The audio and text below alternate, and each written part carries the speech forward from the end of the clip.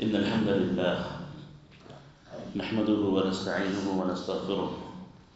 ونعوذ بالله من شرور أنفسنا ومن سيئات أعمالنا من يهده الله فلا مضل له ومن يضلل فلا هادي له وأشهد أن لا إله إلا الله وحده لا شريك له وأشهد أن محمدًا عبده ورسوله صلى الله عليه وعلى آله وصحبه وسلم تسليما كثيرا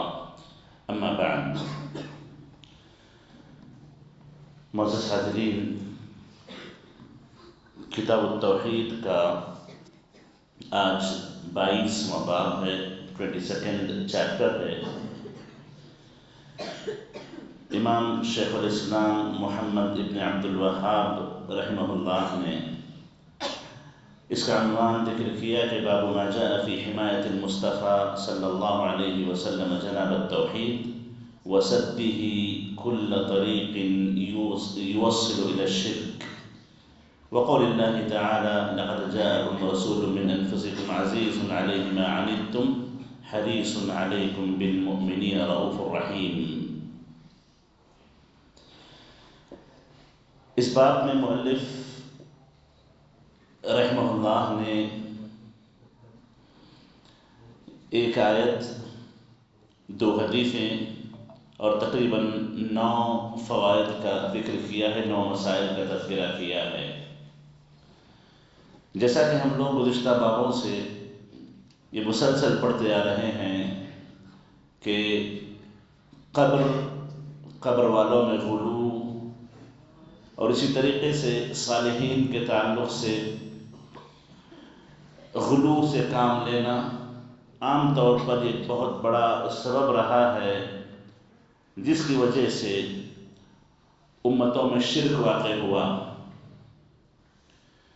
تو چونکہ امت مسلمہ پر بھی اسی بات کا ڈر ہے،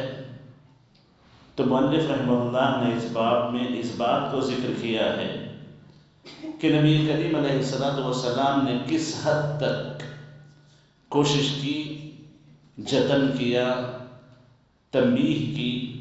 کہ توحید کے مسئلے میں کوئی اونچ نیچ نہ ہونے پائے، اور ہر وہ راستہ جو شرک تک پہنچا سکتا ہو ان تمام راستوں کو نبی کریم علیہ السلام نے روک دیا، ان پہ روک لگا دی۔ تو معزز حاضرین، اس باب میں مؤلف رحمہ اللہ نے اسی سے متعلق بات پیش کی ہے، اور یہ اسلام کا قاعدہ ہے۔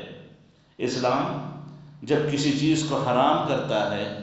تو اس حرام تک پہنچانے والے راستوں سے بھی روک دیتا ہے،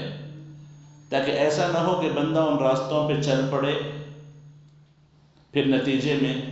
اس حرام کا ارتکاب اسے کرنا پڑے یا حرام کا ارتکاب وہ کرنے لگے۔ اس کی بڑی سختی سے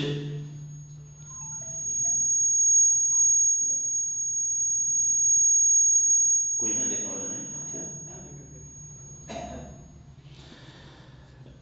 اس کی بڑی سختی سے تاکید کی گئی، منع کیا گیا، روکا گیا۔ یہ اسلام کا قاعدہ ہے۔ تو ہر وہ چیز جس سے شرک واقع ہو سکتا ہے، شریعت نے ان تمام چیزوں سے منع کر دیا۔ قبر کو آپ لے لیں، قبر میں غلو کرنا، قبر کی تعظیم کرنا، ان تمام سے روکا گیا، کیونکہ قبر ایک ایسی جگہ ہے جہاں پر شرک واقع ہوتا ہے، اور جہاں سے شرک واقع ہوا ہے، اور پچھلی امتوں میں انہی قبروں سے شرک پھیلا ہے۔ تو معزز حاضرین، قبر کو پختہ بنانے سے منع کیا گیا، قبر پر جا کر کے عبادتوں کی کرنے سے منع کیا گیا، اور اسی طریقے سے قبر پر بیٹھنے سے منع کیا گیا۔ کئی چیزیں ایسی ہیں جو شرک تک پہنچا سکتی ہیں، ان تمام چیزوں سے شریعت نے منع کیا، روکا ہے۔ نبی کریم علیہ السلام کی تعریف کرتے ہوئے اللہ تعالیٰ نے فرمایا لَقَدْ جَاءَكُمْ رَسُولٌ مِّنْ أَنفُسِكُمْ عَزِيزٌ عَلَيْهِ مَا عَنِتُّمْ، کہ اللہ تعالیٰ نے جس رسول کو تمہارے درمیان بھیجا ہے وہ تمہی میں سے ایک ہے، تمہی میں سے ایک رسول بن کر کے آیا ہوا ہے۔ عزیز علیہ ما عنتم، جو چیزیں تمہیں تکلیف پہنچاتی ہیں ان چیزوں کو، یعنی جو چیزیں جو تکلیف پہنچاتی ہیں وہ اللہ کے نبی بڑی سخت گزرتی ہیں۔ نبی کریم علیہ السلام ان تمام چیزوں سے امت کو روکنا چاہتے ہیں، ان تمام چیزوں سے امت کی حفاظت کرنا چاہتے ہیں جو امت کو نقصان پہنچاتی ہیں۔ تو اللہ کے نبی کی ہمیشہ یہ کوشش رہی کہ اللہ کے نبی نے ہمیشہ اس بات کا جتن کیا کہ امت کو نقصان نہ پہنچے، امت کسی قسم کے نقصان میں نہ آ جائے۔ عزیز علیہ ما عنتم حریص علیکم، اللہ کے نبی بہت زیادہ شوق رکھتے ہیں اس بات کا کہ تم ہدایت پالو، ہدایت کے راستے پہ آ جاؤ، گمراہیوں سے بچ جاؤ، شیطان کے وسوسوں سے بچ جاؤ۔ اللہ کے نبی بڑی شدید حرص رکھتے ہیں اس بات کی، حریص علیکم، تاکہ تمہیں کوئی نقصان نہ پہنچے اور ہمیشہ تم امت کے لوگوں فائدے میں رہو۔ اللہ کے نبی نے اس کی بڑی حرص کی ہے، یہاں تک کہ نبی کریم علیہ السلام کو خطاب کرتے ہوئے اللہ نے قرآن مجید میں کہا لعلک باخع نفسک علی آثارہم ان لم یؤمنوا بہذا الحدیث اسفا۔ اے نبی، آپ کا شوق دیکھ کر کے ایسے لگتا ہے کہ اگر یہ ایمان نہ لائیں تو گویا آپ ان پر افسوس کرتے ہوئے اپنے آپ کو ہلاک کر دیں گے۔ اتنا آپ نے ان کے ہدایت پر نہ آنے کو دل پہ لے لیا ہے، اتنا ان کی گمراہیوں کو دیکھ کر کے آپ پریشان ہو جاتے ہیں کہ آپ نے اپنا خیال چھوڑ دیا کہیں آپ ہلاک نہ ہو جائیں، کہیں آپ کو نقصان نہ پہنچ جائے۔ اتنا زیادہ دل پہ نہ لیں، اتنا زیادہ نبی کریم علیہ السلام اپنی امت کے تعلق سے حرص رکھا کرتے تھے۔ بالمؤمنین رؤوف الرحیم، اور اللہ کے نبی ہمیشہ مومنوں کے ساتھ بڑے ہی رحیمانہ سلوک کیا کرتے تھے، شفیقانہ سلوک کیا کرتے تھے، اور بہت زیادہ ان کے ساتھ رحمت و مرحمت کا معاملہ کیا کرتے تھے۔ یہ نبی ہیں جن کی صفات اللہ تعالیٰ نے قرآن مجید میں بیان کی ہیں۔ تو اس نبی نے ہر جتن کیا، ہر کوشش کی کہ امت مسلمہ میں شرک واقع نہ ہونے پائے، کیونکہ شرک ایسی بلا ہے، ایسی بیماری ہے، ایسا گناہ ہے کہ ایک مرتبہ کسی امت میں شرک واقع ہو جائے اور وہ بغیر توبہ کے مر جائے تو اس کے لیے کوئی کامیابی کا راستہ نہیں ہے۔ اللہ نے ایسے لوگوں پر جہنم واجب کر دی ہے، جنت کو حرام کر دیا ہے، اور اللہ کے نبی پوری کوشش کر رہے ہیں کہ اپنی امت کو اس شرک سے محفوظ کر لیں۔ بلکہ نبی کریم علیہ السلام نے اپنی مثال دیتے ہوئے کہا کہ میری اور تمہاری مثال ایسی ہے کہ جیسے کسی نے آگ جلائی ہو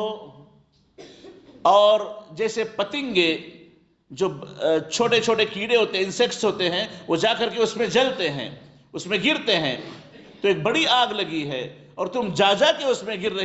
رہے ہو، اپنے آپ کو ہلاک کر رہے ہو، اور میں تمہاری کمر پکڑ کے پیچھے ہٹا رہا ہوں کہ اپنے آپ کو ہلاک نہ کرو، اپنے آپ کو برباد نہ کرو۔ تو ایسے نبی کریم علیہ السلام نے حد درجہ ہر ممکن کوشش کر لی کہ امت مسلمہ کو شرک سے محفوظ کر لیا جائے۔ اسی کا ایک مظہر یا اسی کی ایک شکل یہاں پر مؤلف رحمہ اللہ نے، چونکہ قبروں سے متعلق باب چل رہے ہیں، قبروں میں غلو کے تعلق سے منع کرنے کی جو احادیث اور آیات ہیں اس کو پیش کیا جا رہا ہے۔ اسی سلسلے کی ایک اور کڑی ہے کہ نبی کریم علیہ السلام نے اپنی امت کو شرک سے کہاں تک بچانے کی مکمل کوشش کی، اسی کا ایک مظہر یہاں پہ پیش کیا جا رہا ہے۔ مؤلف رحمہ اللہ نے ابو ہریرہ رضی اللہ تعالیٰ عنہ کی ایک حدیث پیش کی ہے جس کو امام ابو داؤد رحمہ اللہ نے بیان کیا ہے، روایت کیا ہے۔ کہتے ہیں کہ نبی کریم علیہ السلام نے فرمایا لا تجعلوا بیوتکم قبورا، کہ اے لوگو، اے امتیو، تم اپنے گھروں کو قبرستان نہ بنا لو، ولا تجعلوا قبری عیدا، اور میری قبر کو عید نہ بناؤ، میری قبر کو عید نہ بناؤ، وصلوا علی فإن صلاتکم تبلغنی حیث کنتم، فرمایا نبی کریم علیہ السلام نے کہ تم جہاں بھی رہو تم درود پڑھ لو، تمہارا پڑھا ہوا درود مجھ تک پہنچ جائے گا، چاہے تم دنیا کے جس کونے میں رہو، چاہے تم جہاں پہ رہو، چاہے تم جہاں بھی رہو، درود پڑھ لو، درود مجھ تک پہنچا دیا جائے گا۔ اس روایت کو امام ابو داؤد رحمہ اللہ نے بیان کیا ہے، روایت کیا ہے۔ اس حدیث کو پیش کر کے مؤلف رحمہ اللہ نے جو بات بیان کرنا چاہی وہ یہ ہے کہ نبی کریم علیہ السلام کی قبر کو عید نہیں بنانا چاہیے، اور عید کے تعلق سے گزشتہ درس میں بات ہو چکی ہے۔ عید کہتے اس کو ہیں جو ایک سرکل بیسس پہ، روٹیشن بیس پہ جو چیزیں بار بار آتی ہیں اسے عید کہا جاتا ہے۔ جیسے عید الفطر، عید الاضحیٰ، رمضان کے بعد والی عید، بقر عید، یہ ہر سال میں ایک مرتبہ لوٹ کے آتی ہے، اسی لیے اس کو عید کہتے ہیں۔ اور جمعہ کو سید الایام کہا گیا، جو کہ مومنوں کے لیے عید ہے، ہر جمعہ میں ایک مرتبہ آتا ہے لوٹ کر کے۔ تو اللہ کے نبی علیہ السلام نے کہا کہ میری قبر کو عید نہ بناؤ، میری قبر کو عید نہ بناؤ، یعنی کوئی ایسا طریقہ اختیار نہ کرو کہ ہر دن یا ہر مہینہ یا ہر ہفتہ یا پھر ہر سال یا کوئی اوکیشن ایسا بنا لو کہ لوٹ لوٹ کر کے میرے پاس آنے لگو، ایسا نہ ہونے پائے۔ جیسا کہ آپ لوگ جانتے ہیں، ہندوستان میں جتنی قبریں ہیں، جتنے مزار ہیں، ان پر باقاعدہ عرس لگتے ہیں، عرس سالانہ ہوتے ہیں، عرس سالانہ ہوتے ہیں، یہی عید ہے۔ اسی قدر اللہ کے نبی کو تھا، اللہ کے نبی نے یہودیوں عیسائیوں پر لعنتیں بھیجی کہ ان لوگوں نے اپنے انبیاء کے قبروں کو عید بنا لیا، سجدہ گاہ بنا لیا، عبادت گاہ بنا لیا۔ تو نبی کریم علیہ السلام نے ان لوگوں پر لعنت جہاں پر بھیجی، وہیں پر اللہ کے نبی علیہ السلام نے لوگوں کو اپنی امت کے منع کیا کہ میری قبر کو عید نہ بناؤ۔ ایسا کہ روٹین کوئی اپنا بنا لے، روزانہ ایک مرتبہ، ہفتے میں ایک مرتبہ، مہینے میں ایک مرتبہ، سال میں ایک مرتبہ آنے کو اپنی عادت بنا لے، اس سے نبی کریم علیہ السلام نے بڑی سختی سے منع کیا ہے۔ اور اس سے پہلے جو لفظ آپ نے بیان کیا کہ اپنے گھروں کو قبرستان نہ بنانا، دیکھیے گھروں میں نماز پڑھنی چاہیے، گھروں میں نماز نہیں پڑھیں گے، تلاوت نہیں ہوگی، ذکر و اذکار نہیں ہوں گے تو گھر قبرستان ہو جاتے ہیں، گھر قبرستان ہو جاتے ہیں۔ عورتیں تو گھروں میں نماز پڑھیں گی، عورتوں کی نمازیں گھروں میں سب سے افضل ہیں، اور گھر کے بھی جتنا اندرونی حصے میں ہو اتنا ہی زیادہ اجر و ثواب کے مستحق ہوتی ہیں۔ گھروں کو نمازوں سے خالی نہیں رکھنا چاہیے، گھروں میں نمازیں ہونی چاہیے، قرأت قرآن ہونا چاہیے، دعائیں ہونی چاہیے، ورنہ گھر قبرستان بن جاتے ہیں۔ حتیٰ کہ مردوں کی نمازیں بھی گھروں میں ہونی چاہیے سوائے فرض نماز کے۔ فرض نماز مردوں پر باجماعت مسجدوں میں آ کر کے پڑھنا فرض عین ہے۔ ہر مسلمان عاقل بالغ مسلمان پر جو مرد ہو، فرض ہے کہ آ کر کے وہ 5 وقت کی فرض نمازیں مسجد میں پڑھے۔ اس کے علاوہ سنتیں ہوں کہ نفل ہو کہ تہجد ہو، مسجدوں سے زیادہ افضل مرد کے لیے گھروں میں پڑھنا بہتر ہے، چاہے پہلے کی سنتیں ہوں چاہے بعد کی سنتیں ہوں۔ مرد کے لیے زیادہ ثواب یہ ہے کہ اپنے گھر پہ وہ نماز پڑھے، سنتیں، نفل ہو، تہجد ہو یا فرض کے علاوہ جو نمازیں ہوں گھروں پہ پڑھیں، یہ زیادہ افضل، زیادہ ثواب والا کام ہے۔ اللہ کے نبی گھروں میں سنتیں پڑھا کرتے، گھر میں تہجد پڑھا کرتے تھے، نفل کی پابندی گھر پہ ہوا کرتی تھی، اللہ کے نبی کا یہ طریقہ تھا۔ تو معزز حاضرین، گھروں میں نماز پڑھیں۔ ہاں اگر کوئی دکان سے آتا ہے، کوئی کالج سے آتا ہے، اس کا مسئلہ مختلف ہے، دکان میں جگہ ہو دکان میں سنت پڑھ لیں، کالج میں ہو کالج میں سنت پڑھ لیں، اگر وہ سب میسر نہ ہو تو مسجد میں پڑھیں، پہلے کی سنت ہو کہ بعد کی سنت ہو۔ اور اگر ڈر ہو کہ مسجد میں نہ پڑھیں گے تو گھر جا کر کے مشغول ہو جائیں گے، گھر میں نہیں پڑھ پائیں گے، 1 سے 2 مرتبہ تجربہ ہو چکا ہے آپ کو مثال کے طور پر کہ گھر میں پڑھنے کے لیے گئے، مشغول ہو گئے، سنتیں ہی چھوٹ گئیں، تو ایسی صورت میں آپ سنتوں کے چھوڑنے سے بہتر ہے کہ مسجد میں آپ ادا کر لیں۔ لیکن اگر آپ کو اختیار ہو کہ گھر میں پڑھنا ہو کہ مسجد میں پڑھنا ہو تو بلا شبہ مردوں کی نماز، اللہ کے نبی کے الفاظ ہیں، مردوں کی نماز سوائے فرض کے گھر میں افضل ہے، گھر میں افضل ہے۔ لا تجعلوا بیوتکم قبورا۔ اور نبی کریم علیہ السلام نے اس حدیث میں جو مزید کہا کہ میری قبر کو عید نہ بناؤ، ہو سکتا ہے کہ کوئی آدمی اللہ کے نبی پر درود کے لیے آپ کی قبر پہ آ جائے، ہو سکتا ہے کوئی بندہ آپ کی قبر پہ آ کر کے درود پڑھنا چاہے، اللہ کے نبی نے اس مسئلے کو وہیں پہ ختم کر دینا چاہا، فرمایا صلو علی، کہ تم درود بھیجو مجھ پہ ضرور، فإن صلاتکم تبلغنی، کیونکہ تم جہاں سے بھی درود پڑھو، مجھ پر سلام بھیجو، وہ مجھ تک ضرور پہنچ جاتا ہے۔ حیث کنتم، تم جہاں بھی رہو، تم جہاں بھی رہو درود پڑھ لو۔ اور نبی کریم علیہ السلام کی ایک حدیث میں آتا ہے کہ اللہ تعالیٰ نے کچھ فرشتوں کو یہی ذمہ داری دے رکھی ہے، کچھ فرشتوں کو یہی ذمہ داری دے رکھی ہے کہ وہ اس تلاش میں ہوتے ہیں کہ کون اللہ کے نبی پر درود بھیجتا ہے اور لے جا کر کے اللہ کے نبی کو پیش کریں، ان کی ذمہ داری یہی ہے۔ ان للہ ملائکۃ سیاحین فی الارض یبلغونی عن امت السلام، اللہ نے کچھ فرشتوں کو مقرر کر دیا ہے جو زمین میں گھومتے پھرتے رہتے ہیں اور میری امت کا سلام لا کر کے مجھ تک پہنچاتے ہیں۔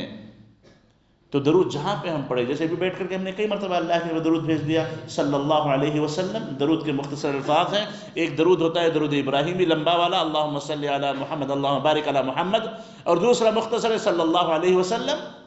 یہ آپ جہاں بھی رہ کر کے بھیجیں، اللہ کے فرشتے اس کو لے جا کر کے اللہ کے نبی کے دربار میں پیش کر دیتے ہیں، اللہ کے نبی کے سامنے پیش کر دیتے، پہنچا دیتے ہیں۔ تو اللہ کے نبی نے اس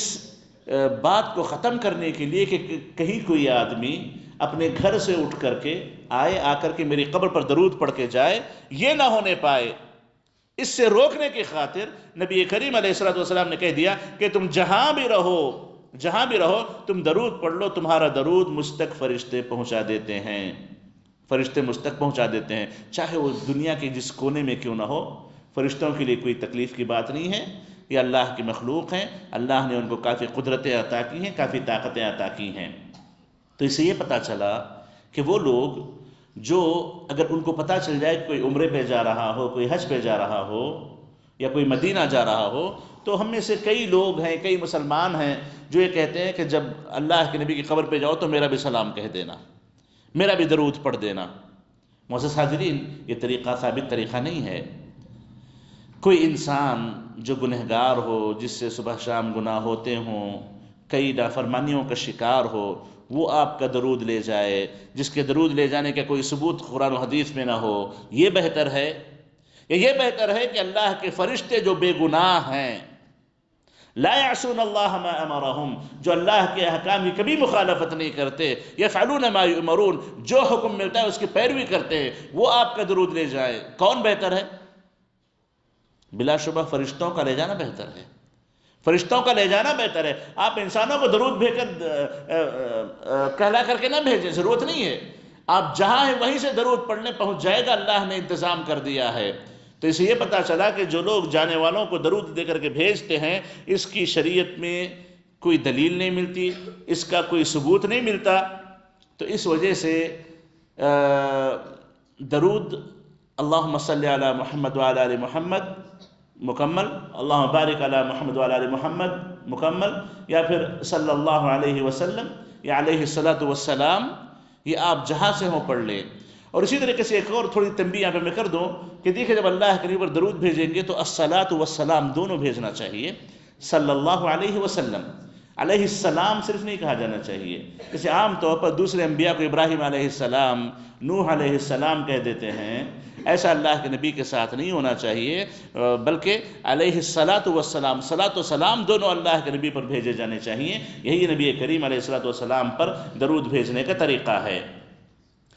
اور معزز حاضرین، اس حدیث میں اللہ کے نبی نے جو منع کیا کہ میری قبر کو عید نہ بناؤ، تو اس میں اس بات کی دلیل ہے کہ کسی بھی قبر کو بار بار جانا، کوئی عادت بنا لینا، یہ اس قبر کو عید بنانے کے برابر ہو سکتا ہے، اس سے پرہیز کرنا چاہیے، چاہے وہ نبی کریم علیہ الصلاۃ والسلام کی اپنی قبر مبارک کیوں نہ ہو۔ اس کے بعد مؤلف رحمہ اللہ نے ایک اور اثر پیش کی ہے علی ابن حسین کی۔ وہ کہتے ہیں کہ انہوں نے ایک آدمی کو دیکھا جو نبی کریم علیہ الصلاۃ والسلام کے قبر کے پاس ایک دیوار تھی، دیوار میں ایک چھوٹا سا حصہ کھلا ہوا تھا۔ اس زمانے کی بات ہے، تابعین کے زمانے کی، صحابہ کے زمانے کے فوری بعد جو زمانہ تھا، آج سے تقریباً سمجھیں 1350-1400 سال پہلے کی بات ہے۔ نبی کریم علیہ الصلاۃ والسلام کی قبر کے پاس جو دیوار تھی، اس میں ایک تھوڑا سا فرجہ تھا، تھوڑا کھلی ہوئی جگہ تھی۔ علی ابن حسین نے ایک آدمی کو دیکھا جو کہ وہاں جا کر کے ٹہر کر کے دعا کیا کرتا تھا، فنہاہ، تو انہوں نے ان کو منع کیا کہ ایسے نہ کرو، آ کر کے یہاں دعا نہ کرو۔ پھر کہا الا احدثکم حدیثا سمعته من ابی عن جدی، میں تمہیں ایک حدیث نہ سناؤں جو میں نے اپنے ابا سے اور انہوں نے اپنے نانا سے حدیث سنی ہے، علی ابن حسین ابن علی ابن ابی طالب، یعنی نبی کریم علیہ الصلوۃ والسلام کی بیٹی فاطمہ، فاطمہ کے بیٹے حسین، حسین کے بیٹے علی۔ علی کہتے ہیں کہ میں نے اپنے والد حسین کو کہتے ہوئے سنا ہے، حسین نے اپنے نانا کو کہتے ہوئے سنا۔ اللہ کے نبی کے نواسے. کہتے ہیں نبی کریم علیہ السلام نے فرمایا لا تتخذوا قبری عیدا ولا بیوتکم قبورا، کہ تم میری قبر کو عید نہ بنا لو اور تم اپنے گھروں کو قبرستان نہ بناؤ، اپنے گھروں کو قبرستان نہ بناؤ اور میری قبر کو عید نہ بناؤ. فإن تسلیمکم یبلغنی اینما کنتم او حیث کنتم، کیونکہ تمہارا بھیجا ہوا درود و سلام مجھ تک پہنچ جاتا ہے. تم جہاں بھی رہو، تم جہاں بھی رہو، تمہارا بھیجا ہوا درود و سلام مجھ تک پہنچ جاتا ہے. تو اس میں نبی کریم علیہ السلام سے آپ کے نواسے نے یہ حدیث نقل کی ہے کہ اللہ کے نبی نے منع کیا کہ اللہ کے نبی کی قبر کو عید نہیں بنانا چاہیے کہ بندہ روزانہ جائے، ہفتہ واری جائے، ماہانہ جائے، سالانہ جائے، نہیں ہونا چاہیے. معزز حاضرین، صحابہ کرام رضی اللہ عنہم اجمعین ہمیشہ مدینہ میں رہا کرتے تھے، تو ان میں سے کسی سے کہیں ایسا منقول نہیں ہے کہ وہ اللہ کے نبی کی مسجد نبی نماز پڑھنے کے بعد اٹھ کر کے جا کر اللہ کے نبی کو سلام کر کے آئے ہوں. نہیں، نماز پڑھ لیتے، کچھ کام ہوتا بیٹھ جاتے، بات چیت ہوتی رک جاتے، کوئی مسئلہ ہوتا رک جاتے، عبادت ہونا کر لیتے، تلاوت ہونا کر لیتے، ورنہ نکل جاتے. کسی سے کہیں ایسا ثبوت نہیں ملتا ہے کہ وہ جا کر کے اللہ کے نبی کی قبر پہ سلام پڑھتے ہوں، ایسا کوئی ثبوت نہیں ہے. بلکہ ابن تیمیہ رحمہ اللہ لکھتے ہیں کہ صحابہ تابعین رضی اللہ عنہم اللہ کے نبی کی مسجد کو آتے تھے، نماز پڑھتے تھے، نماز ختم ہو جاتی تو بیٹھتے یا نکل جاتے، اللہ کے نبی کی قبر کو سلام کے لیے کبھی نہیں آیا کرتے تھے، جبکہ ان کو پتا تھا کہ اللہ کے نبی پر سلام بھیجنا یہ افضل کام ہے، افضل عمل ہے، بڑی فضیلت والا کام ہے. کہتے لعلمہم ان الصلاۃ والسلام علیہ فی الصلاۃ اکمل و افضل، کیونکہ ان کو پتا تھا کہ نماز کی حالت میں جو درود بھیجا جاتا ہے سب سے افضل درود ہے. آپ جب تشہد کے لیے بیٹھتے ہیں، التحیات للہ والصلوات والطیبات پڑھنے کے بعد درود پڑھتے ہیں آپ، اللہم صلی علی محمد وعلی آل محمد، اللہم بارک علی محمد وعلی آل محمد. یہ درود سب سے افضل ہے. صحابہ کو پتا تھا کہ ہم نے درود تو بھیج دیا، ہم نے درود تو بھیج دیا، اب دوبارہ قبر پہ جا کر کے بھیجنے کی ضرورت نہیں ہے. اسی لیے کسی صحابی سے ایسا کہیں ثابت نہیں ہے کہ وہ لوگ آ کر کے نبی کریم علیہ السلام کی قبر پر ٹہر کر کے درود بھیجا کرتے تھے، اس کا کوئی ثبوت نہیں ملتا ہے. سعید بن منصور نے ایک حدیث نقل کی ہے، سہیل ابن ابی سہل کا ایک اثر ہے، کہتے ہیں حسن ابن علی ابن ابی طالب نے مجھے قبر کے پاس دیکھا، ایک قبر کے پاس میں ٹھہرا ہوا تھا، تو مجھے دیکھا، مجھے آواز دی، یعنی اللہ کے نبی کی قبر کے پاس میں ٹھہرا ہوا تھا، سہیل کہتے ہیں، مجھے آواز دی. آپ فاطمہ کے گھر پہ تھے، آپ فاطمہ کے گھر پہ تھے اور آپ رات کا کھانا کھا رہے تھے، یتعشا فقال هلم العشاء، سہیل بولا آؤ ناشتہ، آؤ رات کا کھانا کھا لیں گے، آؤ. فقلت لا اریدہ، کہا کہ نہیں مجھے ضرورت نہیں ہے کھانے کی. تو کہتے ہیں حسن ابن حسن نے کہا ما لی رأیتک عند القبر، قبر کے پاس ٹھہرے، کیا مسئلہ ہے، کیا بات ہے، قبر کے پاس کیوں ٹھہرے تھے؟ فقلت سلمت علی النبی، سلمت علی النبی، میں نے اللہ کے نبی کو سلام بھیجایا کر کے درود پڑھایا میں نے. فقال اذا دخلت المسجد فسلم، اللہ یعنی حسن ابن حسن نے کہا کہ جب تم مسجد میں داخل ہو جاؤ تو سلام پڑھ لو بس. جیسا کہ آپ لوگ جانتے ہوں گے مسجد میں داخل ہونے کی جو دعا ہے اللہم افتح لی ابواب رحمتک، اس میں یہ دعا بھی ثابت ہے کہ بسم اللہ کہہ کر کے آپ مسجد میں داخل ہوں گے اور اللہ کے نبی پر درود پڑھیں گے، بسم اللہ والصلاة والسلام علی رسول اللہ اللہم افتح لی ابواب رحمتک. یہ طریقہ ہے. وہی بات حسن بن حسن نے بتائی، اذا دخلت فسلم، جب مسجد میں آ گئے ہو تو سلام پڑھ لو، کافی ہے، بسم اللہ والصلاة والسلام علی رسول اللہ، یہی تمہارے لیے بہت کافی ہے. ثم قال ان رسول اللہ قال، پھر حسن ابن حسن نے سہیل ابن ابی سہل سے کہا کہ سنو، اللہ کے نبی فرماتے ہیں کہ میری قبر کو عید نہ بناؤ اور اپنے گھروں کو قبرستان نہ بناؤ، تم جہاں بھی رہو مجھ پر درود پڑھا کرو، کیونکہ تم جہاں بھی ہو مجھ تک درود تمہارا پہنچا دیا جاتا ہے، پہنچ جاتا ہے. اللہ یہودیوں اور نصارہ پر لعنتیں نازل کرے، ان لوگوں نے اپنے نبیوں کی قبروں کو مسجد بنا لیا، سجدہ گاہ بنا لیا، عبادت گاہ بنا لیا.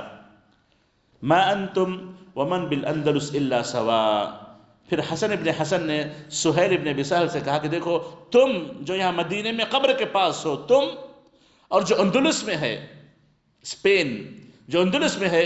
دونوں اللہ کے پاس برابر ہیں. تم بھی پڑھو گے تو فرشتہ ہی پہنچائے گا، وہ بھی پڑھے گا تو فرشتہ ہی پہنچائے گا،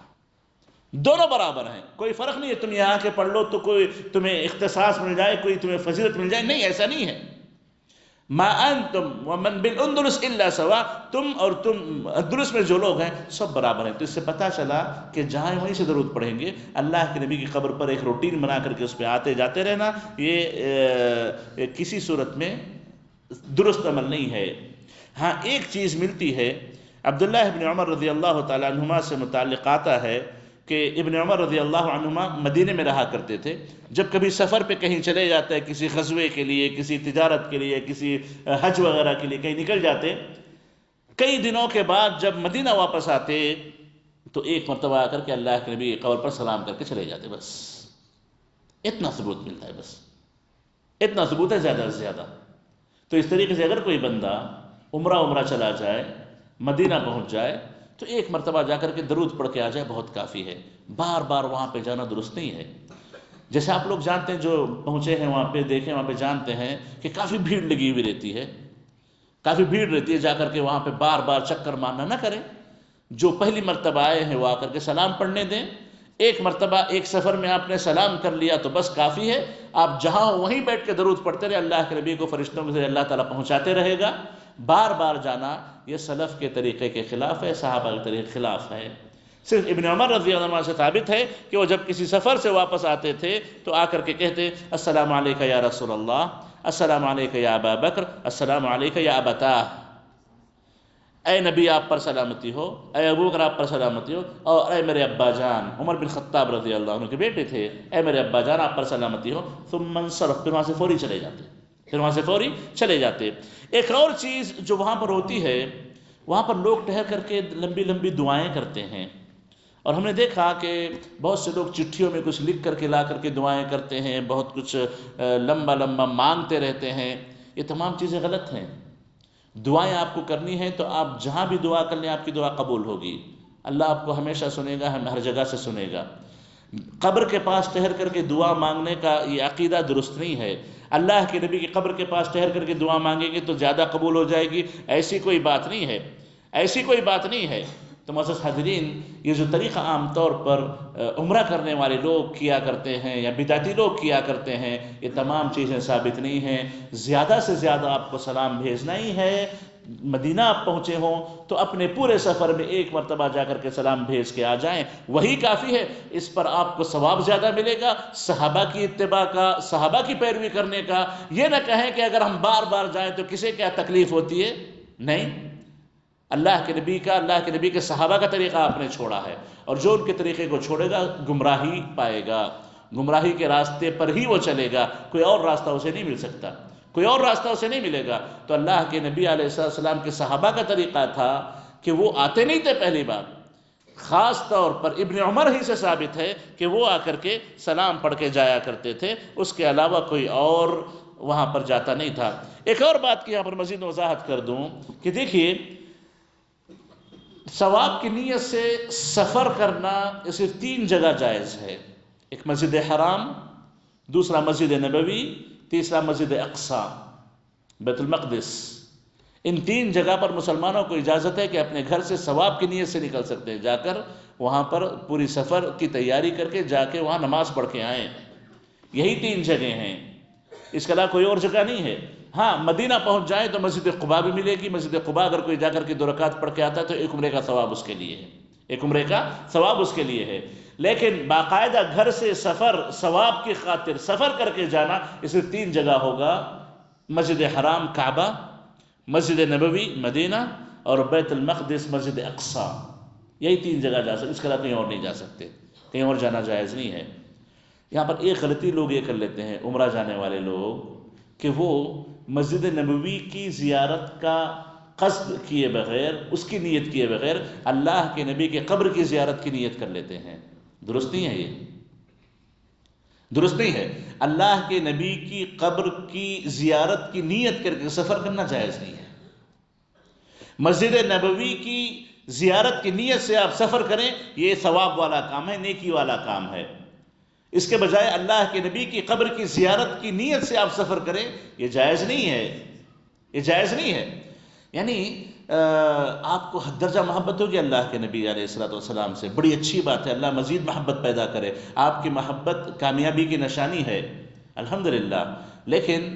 اس بات کا خیال رکھیں کہ اللہ کے نبی کی محبت تبھی فائدہ پہنچائے گی جب آپ شریعت کے تابع ہوں گے، شریعت کے فرما بردار رہیں گے۔ شریعت نے کبھی اس بات کی اجازت نہیں دی کہ اللہ کے نبی کی قبر کی زیارت کی خاطر آپ سفر کریں۔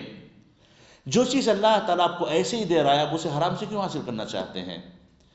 جو چیز آپ کو ایسے ہی ملے گی، آپ اس کو غلط طریقے سے کیوں حاصل کرنا چاہتے ہیں؟ مثال کے طور پر جو مسجد نبوی کی زیارت کی نیت سے جائے وہ سنت پہ عمل کر رہا ہے، جائز کام کر رہا ہے، اور جو وہاں پہ جائے اللہ کے نبی کی قبر کی زیارت تو اسے ایسے ہی مل ہی جائے گی۔ 2 قدموں پہ اللہ کے نبی کی قبر موجود ہے، کون نہیں چاہتا جانے کے بعد؟ کون نہیں جاتا ہے جانے کے بعد؟ ہر کوئی ایک مرتبہ جانا ضرور چاہتا ہے، جا کر کے اللہ کے نبی پر درود پڑھ کے آ جائے۔ تو معزز حاضرین، جو چیز اللہ تعالیٰ آپ کو ایسے ہی دینے والا ہے اس کو غلط راستے سے کیوں حاصل کریں؟ جس پر آپ کو یہاں سے لے کر کے وہاں تک پہنچنے کے قدم قدم کا ثواب اللہ تعالیٰ لکھ سکتا ہے، ان قدم قدم کے ثواب کو آپ ضائع کیوں کریں گے نبی کریم علیہ الصلوۃ والسلام کی قبر کی زیارت کی نیت کرتے ہوئے، جو آپ کو ملنے ہی والی ہے ہر حال میں؟ تو جو اس نیت سے جاتے ہیں یہ نیت درست نہیں ہے، یہ طریقہ غلط ہے کہ نبی کریم علیہ الصلوۃ والسلام کی قبر کی زیارت کی نیت سے کوئی سفر کیا جائے۔ سفر صرف 3 جگہ ثواب کی نیت سے کیا جا سکتا ہے، وہ ہے مسجد حرام مکہ، مسجد نبوی مدینہ، اور مسجد اقصیٰ بیت المقدس فلسطین۔ اللہ اسے آزاد فرمائے، اللہ تعالیٰ ظالموں کے ظلم سے ان کو نجات دلائے، اللہ تعالیٰ یہودیوں کے شر سے ان کو محفوظ رکھے، مسجد اقصیٰ کو اللہ تعالیٰ مسلمانوں کی طرف واپس لوٹائے، آمین۔ تو معزز حاضرین، یہی 3 جگہیں جہاں پہ سفر کیا جا سکتا ہے۔ تو دیکھیں شریعت نے کہاں تک اس بات کی کوشش کی ہے کہ شرک جہاں پہ پیدا ہو سکتا ہے وہاں کی جڑیں کاٹ دی جائیں۔ تو یہاں پہ شرک پیدا ہو سکتا ہے، جیسے دیکھیں کیا ہوتا ہے کہ جو قبرستان کی بار بار اللہ کے نبی قبر کی بار بار زیارت کرتے ہیں، ڈر ہے کہ کہیں وہ کسی شیطانی وسوسے کا شکار نہ ہو جائیں۔ بہت سے لوگ شکار ہوئے ہیں، بہت سے لوگوں نے دعوے کیے ہیں۔ کچھ لوگوں نے یہ دعویٰ کیا ہے، جیسے رفاعی کا دعویٰ ہے کہ وہ جب اللہ کے نبی کی قبر کی زیارت کے لیے پہنچے، سلام کیا تو اللہ کے نبی نے قبر میں سے ہاتھ نکال کے ان سے مصافحہ کیا۔ جہالت کی حد ہے، جہالت کی حد ہے۔ اللہ کے نبی علیہ السلام کا انتقال ہو چکا ہے، اس دنیا سے کٹ چکے ہیں۔ جو اس دنیا سے ایک مرتبہ چلا جائے اس دنیا سے کوئی تعلق باقی نہیں رہ جاتا۔ اور اسی طریقے سے بعض لوگوں کے کانوں میں شیطان بجاتا ہے، جس جا کے سلام پڑھیں تو شیطان کان بجاتا ہے وعلیکم السلام ورحمۃ اللہ، جیسے اللہ کے نبی جواب دے رہے ہیں، جیسے اللہ کے نبی جواب دے رہے ہیں۔ تو جو چیزیں شریعت کے حدود میں باقی نہ رہیں تو ایسی ضلالتیں گمراہیاں آتی ہیں، ایسی گمراہیاں پیدا ہوتی ہیں۔